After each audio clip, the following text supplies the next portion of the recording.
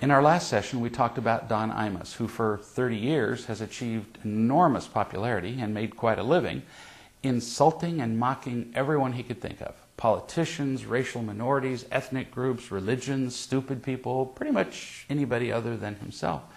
But then the other day, he referred to the women of the Rutgers University basketball team as nappy-headed hoes, and his world turned upside down.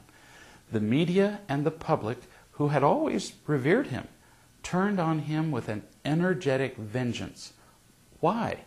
He'd been making fun of people his whole life. So what happened? Imus finally experienced the full effect of the victim factor. When we don't have enough real love in our lives, we feel empty, afraid, and alone. And we don't like those feelings. We're in pain, and we don't like anything that adds to our pain.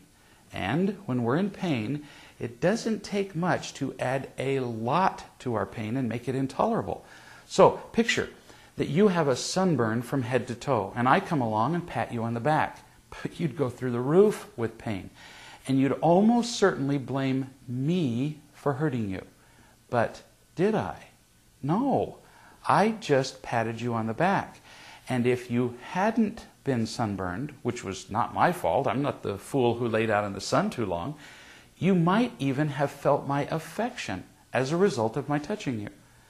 Most of us walk around with an emotional sunburn all the time. Not feeling sufficient real love in our lives is very painful. Then, when somebody does anything we don't like, they fail to keep a promise, they make us wait, they insult us, whatever. That little provocation becomes more than we can stand. And we believe it was that small thing that caused our pain.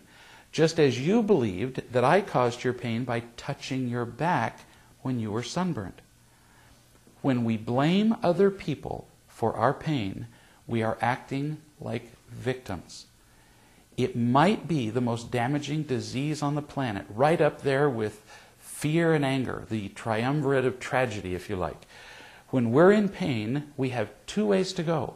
We can take responsibility for it ourselves and take whatever steps are necessary to change our own lives, but come on, that's way too much work. Who wants to do that? Or, two, we could blame somebody else for our pain and demand that they somehow change and remove our pain. Oh, sure, that's a much better choice.